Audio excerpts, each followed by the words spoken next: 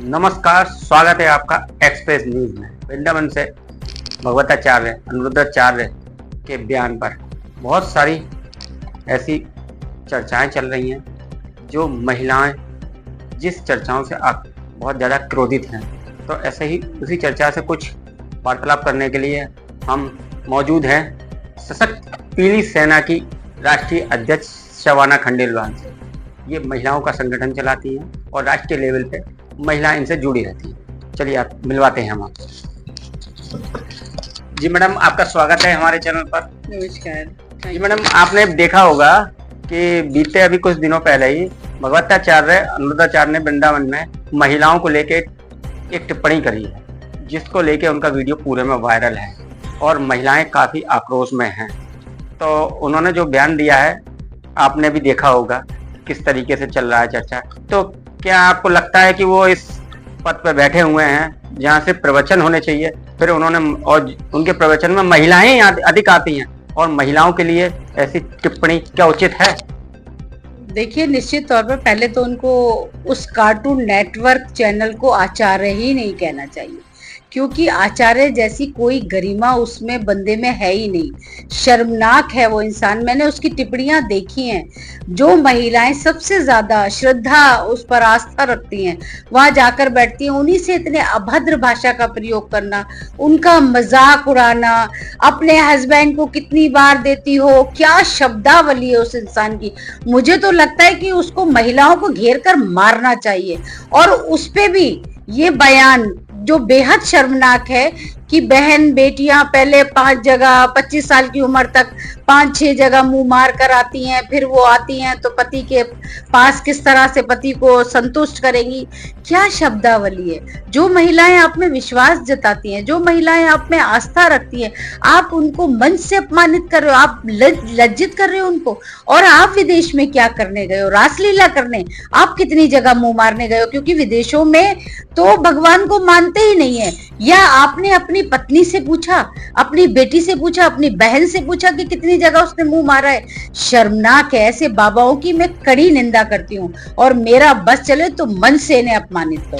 भगवताचार्य अनिरुद्धाचार्य जो प्रवचन की जगह केवल प्रवचन होने चाहिए, वो अपने बयानों से कोई पहली बार महिलाओं को लेके बयान नहीं दिया। कई बार उन्होंने माफी मांग लेते हैं और दर अवसर उनकी ये बयान चलते ही रहते हैं। तो लगातार अब उनका ये भी कहना आ रहा है कि लड़कियों की शादी 14 साल की उम्र में जैसे पहले हो जाया करती थी, अब फिर से वैसे ही 14 साल की उम्र में लड़कियों की शादी कर देनी चाहिए। आने वाला समय वही आएगा कि फिर से लड़कियों की शादी 14 साल की उम्र में होगी। उनका ये मानना है और कहना है। देखिए, दुर्भाग्य है हमारे देश का।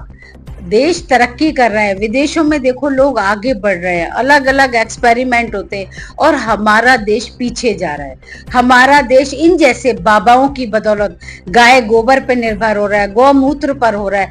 अब ये हमने जैसे तैसे कहा था कि वो प्रथाएं खत्म होनी चाहिए, कि बेटियों को मारने वाली प्रथा होती थी, दूध में डुबो के मार दिया जाता था लड़कियों को, सती प्रथा खत्म हुई, 14 साल की 12 साल की लड़कियों की शादी कर दी जाती। जैसे तैसे बदलाव आया और इन जैसे घटिया सोच रखने वाले बाबा वापस हमें उसी जगह लेकर जा रहे हैं जो कहते हैं कि 14 साल की बेटी की शादी करनी चाहिए। शर्म आनी चाहिए। क्या ये बाबा अपनी बेटी की 14 साल की शादी कर देगा?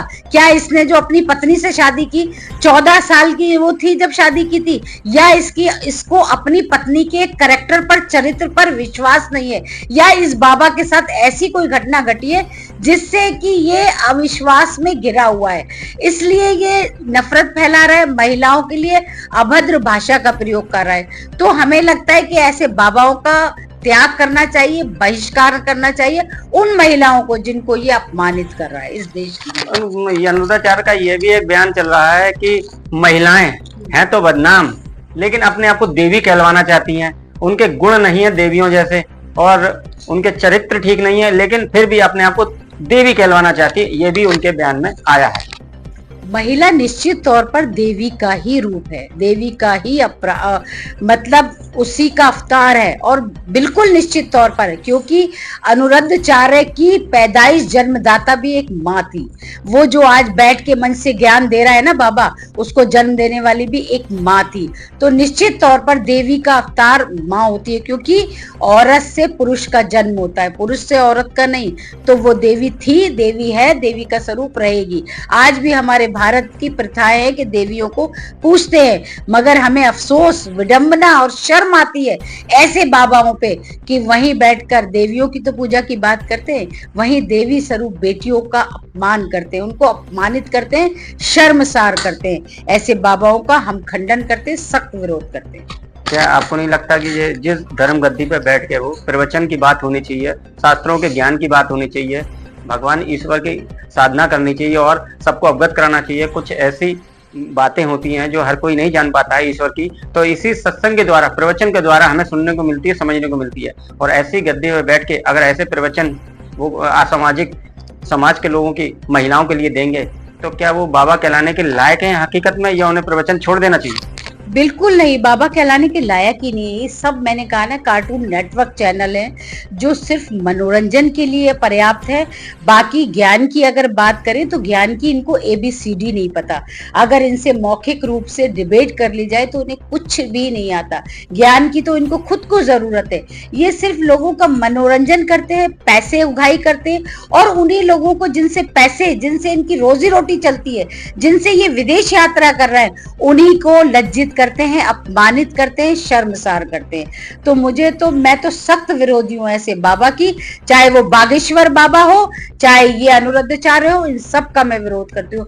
जो भी महिला को अपमानित करता है वो घृणा के पात्र है, वो पूजा योग्य या सम्मान देने योग्य नहीं। आप महिलाओं का संगठन चलाती हैं, हाल ही में आपको विदेश में भारत गौरव सम्मान से सम्मानित भी किया गया, ठीक है। लेकिन अगर महिलाओं के बयान की बात करें तो साध्वी ऋतंभरा, जिसे दीदी माँ के नाम से जाना जाता है, एक छोटा सा बयान उनके लिए भी आया है, महिलाओं के लिए, और वो भी आपने देखा होगा। तो क्या मतलब, मैं ये नहीं समझता हूँ कि एक का बयान आया, फिर दूसरे का आया, तीसरे का आया, ये क्या चल रहा है? देखिए, ये सस्ती लोकप्रियता पाने की बात है और विडंबना है, अफसोस है कि अगर कोई नारी किसी नारी को लज्जित करती है, उससे ज्यादा घृणात्मक बात हो ही नहीं सकती। अगर साध्वी जी ऐसा बोलती हैं तो मुझे नहीं लगता, वाकई में ये लज्जा की बात है कि वो एक खुद भी महिलाओं के, किसी महिला को अपमानित कर रही हैं, उनके बारे में। चाहे वो अपने घरों में नहीं देखते कि खुद की बेटियां, खुद के घर में क्या हो रहा है, हम कैसे किसी बेटी को, किसी बच्ची को अपमानित कर सकते हैं। उन्हें तो बेटियों की रक्षा के लिए खड़ा होना चाहिए। जो आयोग बनते हैं, जो महिलाएं बड़े बड़े पदों पे विराजमान है, वो महिलाओं के सम्मान के लिए होनी चाहिए, महिलाओं की रक्षक होनी चाहिए। अरे पुरुष ही काफी है महिलाओं को अपमानित करते हुए।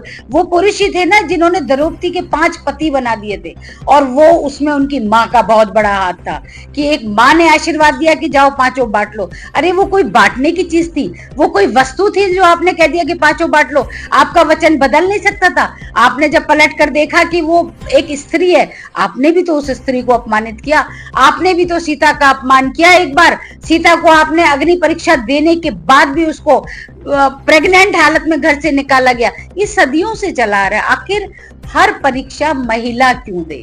पुरुष के लिए क्यों ऐसी सजाएं नहीं है? पुरुष के लिए क्यों ऐसी मर्यादा नहीं है? पुरुष कहीं भी मुंह मार सकता है। पुरुष 5-5 होकर एक स्त्री को अपनी वो बना के रख सकते हैं, तो उनके लिए नहीं है। हर बार परीक्षा महिला की होगी? क्यों होगी? नारी का स्वरूप आप देखें, नारियां सीता भी रही है, नारी दुर्गा भी रही है, नारी काली भी रही है, नारी लक्ष्मी भी है। क्या रूप नहीं है नारी के? नारी से ही भारत की आस्था जुड़ी हुई है, और मुझे लगता है भारत जो सुरक्षित है वो ऐसी देवियों की बदौलत है, और हम हर उस नारी का सम्मान करते हैं जो गर्व से जी रही है। साध्वी दीदी माँ के लिए कहा जाता है कि वो तो नारी के लिए काफी सम्मानजनक बातें करती हैं। उन्होंने काफी आश्रम, काफी बेटियों को पाला है, पाल रही हैं, और काफी बेटियों का उन्होंने विवाह भी करवाया है परिस्थितियों में। तो फिर उनके मुखवाणी से ये शब्द निकले, ये किस तरीके से, क्या था? उन्होंने भी तो ऐसी ऐसी बेटियों का ब्याह कराया, शादी कराई है, घर बसाए हैं, और बेटियों को पाल रही हैं, ऐसी ऐसी बेटियों को। फिर उन्होंने, मेरी समझ में नहीं आया, थोड़ा सा आप देंगे? महिलाएं अगर एक दूसरी महिलाएं के लिए कुछ कर रही है, फिर उन्हीं महिलाओं के लिए टिप्पणी।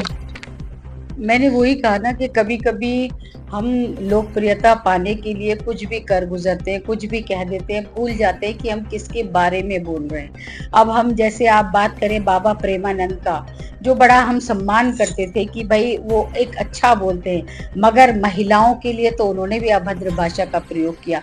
उन्होंने भी बोला कि 10 जगह होटल में स्वाद चखने की आदत होती है और वो फिर आएंगी 4-5 जगह घूम कर आती हैं पतियों के पास। किस तरह की भाषा शैली है आपकी? आप क्या बोल रहे हो? आपकी दोनों किडनियां काम नहीं कर रही।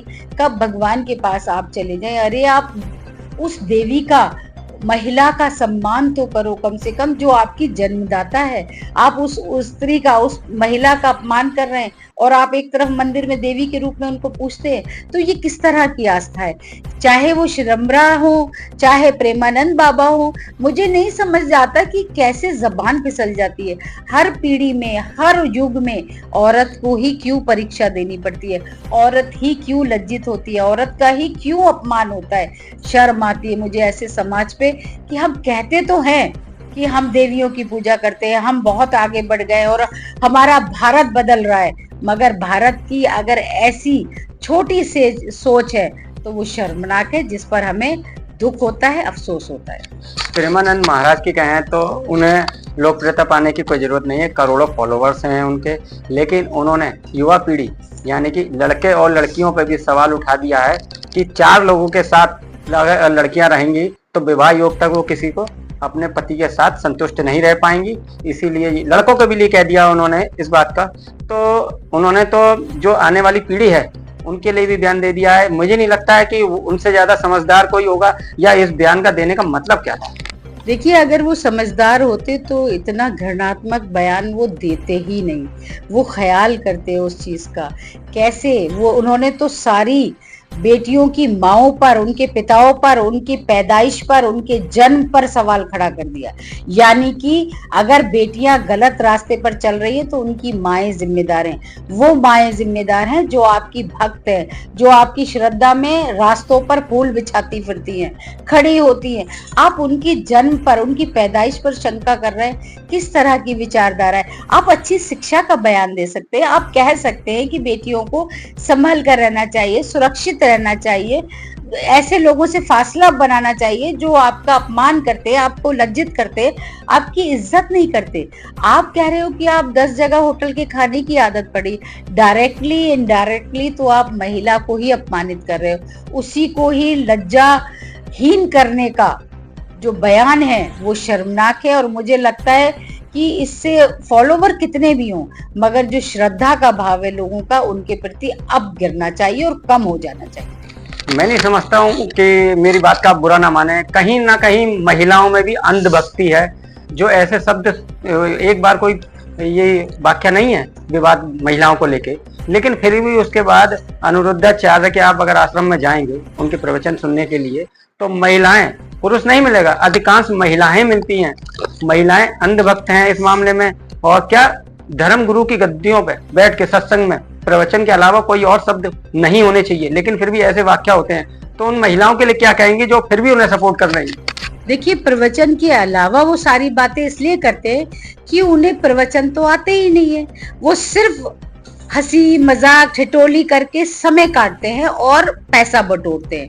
और मुझे अफसोस होता है ऐसी महिलाओं पर, ऐसे अंधभक्त महिलाओं पर, बच्चियों पर, माओं पर, कि अपना घर बार छोड़कर 4-4 दिन के लिए ऐसे बाबाओं के, पाखंडी बाबाओं के पीछे घूमती हैं। अगर उन्हें सम्मान ही करना है, अगर उन्हें इज्जत देनी है, भाव देना है, तो अपने पति को दें, अपने सास ससुर को दें, उनकी सेवा करें। जो तुम्हारे शादी करके लाते हैं और तुम्हारी आखिरी शैया तक वो तुम्हारे पास खड़े होते हैं, अंतिम संस्कार तक, उनकी पूजा करनी चाहिए, उनकी श्रद्धा से भाव उनको देना चाहिए, ना कि इन पाखंडी बाबाओं को जो तुम्हें बुलाकर तुम्हें ही मन से अपमानित करते हैं, लज्जित करते हैं। आप महिलाओं का संगठन चला रही, आपके हिसाब से क्या होना चाहिए? अनिरुद्धाचार्य ने जितना बड़ा बयान दिया है, क्या उन्हें भगवताचार्य छोड़ देना चाहिए, या फिर आगे इस तरीके से माफी मांग के और फिर अभद्र भाषा की प्रयोग करके फिर माफी मांग के लगातार इसी तरीके से चलते रहे? तो ऐसे प्रवचनों का क्या फायदा धर्मगुरुओं का? और महिलाएं अधिकांश अंधभक्त बनी रहेंगी क्या? देखिए, मुझे तो माफी पर्याप्त नहीं लगती कि आप किसी को अपमानित कर दो, किसी के थप्पड़ मार दो, किसी को गाली दे दो और फिर कह दो कि मैं माफी चाहता हूँ, मेरा ये कहने का मकसद नहीं था। क्या अनुरुद्धाचार्य अपनी माँ के बारे में ऐसा बोल सकते हैं? उनकी माँ ने 5 जगह मुंह मारा था, उनकी बीवी 5 जगह मुंह मारकर इनके पास आई थी शादी करने के लिए, या उनकी बेटी या परिवार में कोई भी है, और फिर उसके बाद वो सॉरी बोल देंगे? जिस उनके अनुरुद्धाचार्य की बेटी की अगर कहीं शादी हुई है और वो उसके परिवार वाले, उसके ससुराल वाले अगर ये सोचे कि ये 5 जगह इनका बाप कह रहा है कि मुंह मार के आई है, तो क्या सम्मान देंगे उनकी बेटी को? ये सिर्फ पर्याप्त माफी से हो जाता है क्या? क्यों आपकी शब्दावली पे कंट्रोल नहीं है? क्यों आप एक अच्छी भाषा का प्रयोग नहीं कर सकते? और नहीं कर सकते तो ऐसे बाबाओं को मुझे लगता है मंच पर बैठने का भी अधिकार नहीं है, महिलाओं को उतार के फेंक देना चाहिए। और हम वादा करते हैं कि अगर अनुरुद्धाचार्य आगरा में कहीं सभा कर ले, मैं जाके सबसे पहले सवाल करूंगी और मैं जवाब मांगूंगी। इस जो विवाद है 25 साल वाला, तो कहीं ना कहीं कि कुछ लड़कियां जैसे कि शादी के एक एवरेज एज 25 से 25 साल होती है 21 के बाद नॉर्मली, तो 25 साल की उम्र में अब तो लोगों के जो माँ बाप हैं लड़कियों के, कहीं ना कहीं उनके दिमाग में ऐसी बातें बैठेंगी कि 25 साल हम अपनी लड़कियों की शादी पहले कर दें।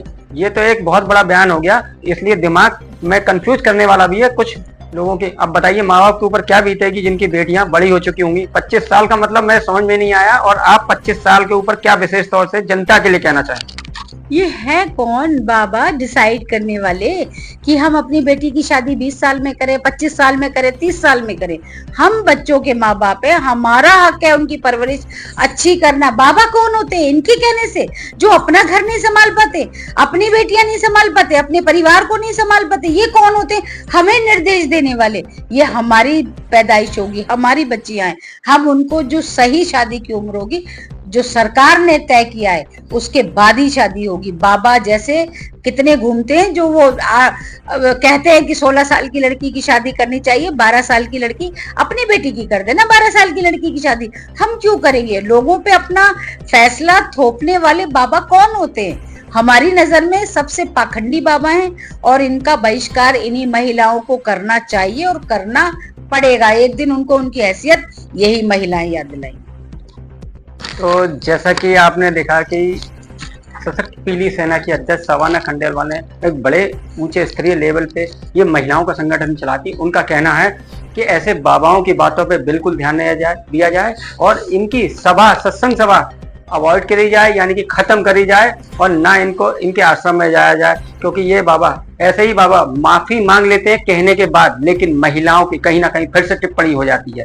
इसलिए ऐसी टिप्पणियों से दूर रहें। वो महिला तो समझ जाएं जिनकी खुद की बच्चियां हैं, और बच्चियों के लिए बहुत बड़ा सवाल अनुरुद्धाचार्य ने कह दिया है। इसलिए माताओं को उनकी बेटियों के लिए कोई भी ऐसी दिमाग में फितूल नहीं रखना है। हमारी बेटियां हैं, ये सशक्त पीली सेना की अध्यक्ष सवाना खंडेलवाल ने कहा है कि हम अपनी बेटियों की शादी किसी भी उम्र में करेंगे, सरकार के तय मुताबिक। 18 साल से ऊपर की बेटी का विवाह हम चाहे वो 25 साल में करें या 30 साल में करें, इसको तय करने वाला कोई नहीं है। अब देखिएगा इससे जुड़ी आगे की और भी खबरें हम आपको दिखाएंगे।